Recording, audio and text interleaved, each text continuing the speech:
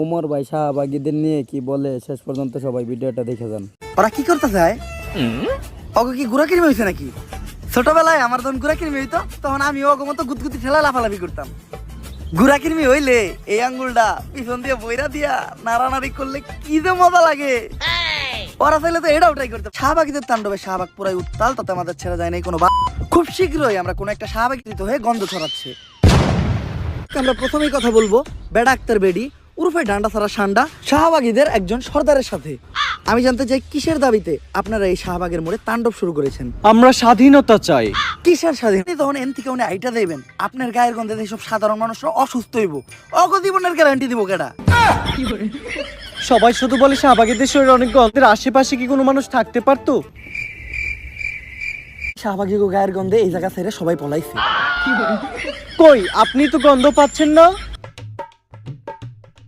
নাকের ভিতরে 1 কেজি তুলা ঢুকাইছি, তাও গন্ধের ঠেলায় টিকতে পারতাছি না।